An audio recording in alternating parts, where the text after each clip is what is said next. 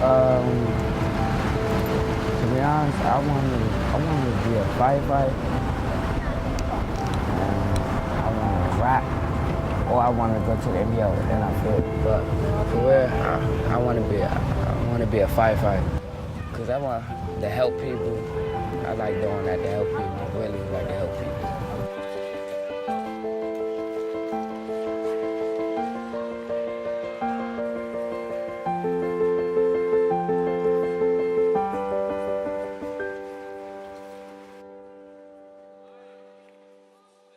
My teacher asked me, do I want to be in Special Olympics, and I said, yeah.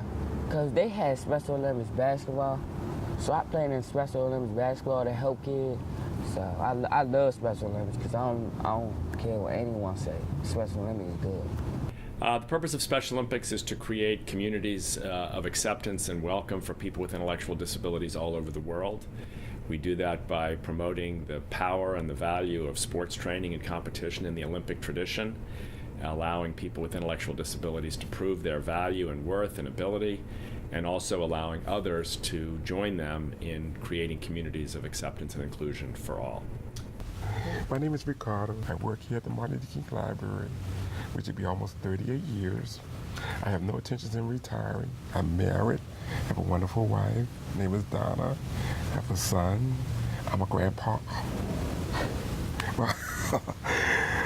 My son has two beautiful girls and another stepson who have autism, and he's in Special Olympics. So they're all really, I can see the growth. Before Special Olympics, I didn't have a lot of academic skills at that time, but I had a lot of other skills, and it kind of helped me put things in order and perspective. Going to competition, seeing volunteers encouraging me, and getting rid of my self-esteem and learning I could do other things and making a difference. And I said, when I get out of the institution, that's what I want to do. I want to make a difference. Well, I think the greatest problem in the world actually is the fear of difference. People with intellectual disabilities have been the victims of that fear through no fault of their own, simply because of who they are. They represented to the culture, to the world, many fears of illness, fears of vulnerability, fears of dependence, fears of difference. And that fear has resulted in them largely being treated oppressively, unjustly, almost inhumanely throughout history. We can learn when we overcome those fears so much about ourselves and so much about what we need to do for all those who find themselves on the margins. The person with an intellectual disability who plays his or her way into the hearts, into the community, into the power structure of the world, shows us how to broaden the circle of inclusion so that all those who are on the margins can come in, so that we who think of ourselves as being at the center can open ourselves up to the meaning and power of each and every person. Ultimately, our message is very simple. Everyone has gifts, and everyone deserves a place at the table. That's a message for people with intellectual disabilities. It's a message for everyone. They had this wrong. They had the conception that everyone with disabilities should be in an institution where they can get better support and closed in, and that's not what we wanted. We wanted to get out and be like other people, grow and learn. I kept thinking because I had the label and everybody saw the label, that's what they know I'm here, and that's probably as far as I would go. But through Special Olympics, that changed. I had a chance to go out and travel and be part of a team. I got a chance to go to South Africa. I'd never been there. Got to meet Nelson Mandela. And I was standing with a torch for change and for hope. That's when I knew that I really can do more in educating others.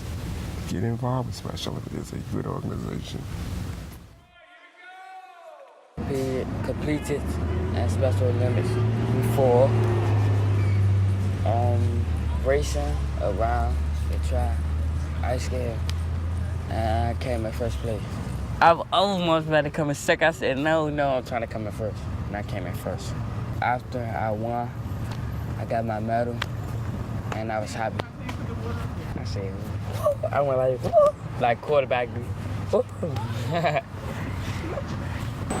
I've always enjoyed Special Olympics because the athletes are so appreciative and they make such large gains in a small amount of time, and and then the thrill of winning medals at the end, the way they structure their competitions, it's a great experience. It's as good of an experience for volunteers as it is for the athletes typically.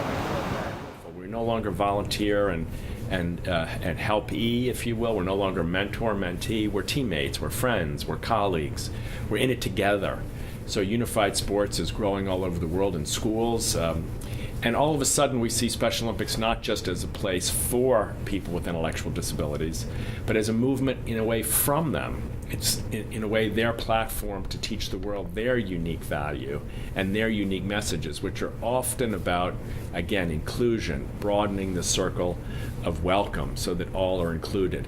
This is the unique gift of those with intellectual disabilities who so frequently come from a place of exclusion, but who bring to the center a whole new way of seeing the power of welcoming everyone.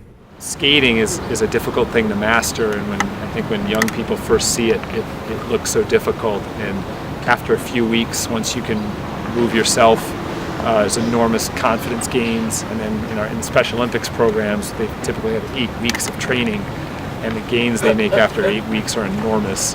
And once you can skate, you can do something that not a lot of your friends and peers and people in your neighborhood can do. So I think that enhances self-esteem.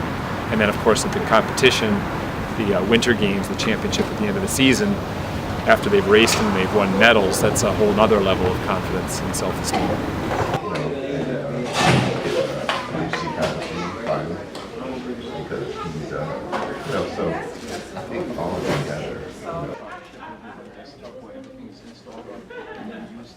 I'm not sure if Minecraft allows you to use that. I mean, right now you can do Minecraft. Well, we see so many indications that the experience of sport, of play, of being in your body and being strong and powerful, that experience transforms into greater employability, transforms into greater social confidence, transforms into being able to be a public speaker, a journalist, a media representative, an official.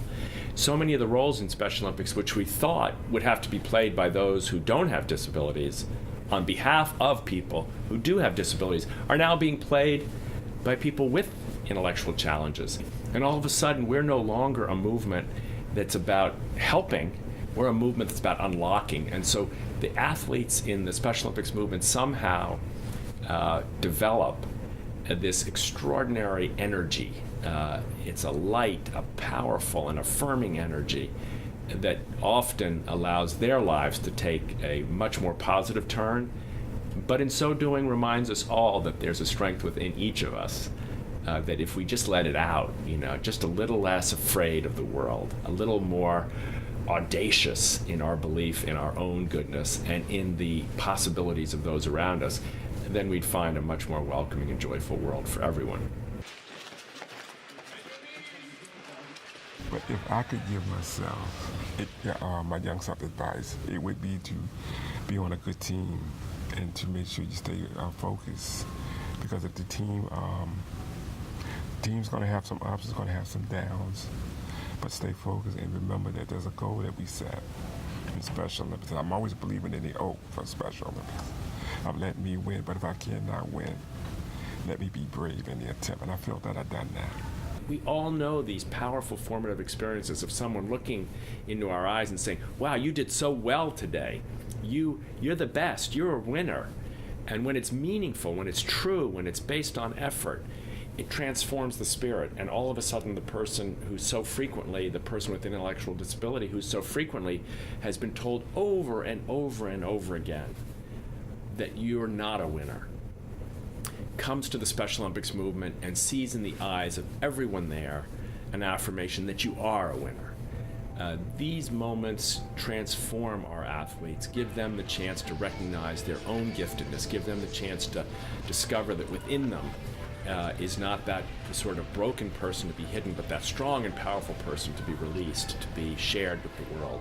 And this, we believe, results in so many ways in people with intellectual challenges finding that through the simple gift of sports, they find a new strength within themselves, and in so doing, inspire us all to find that same strength in all of us.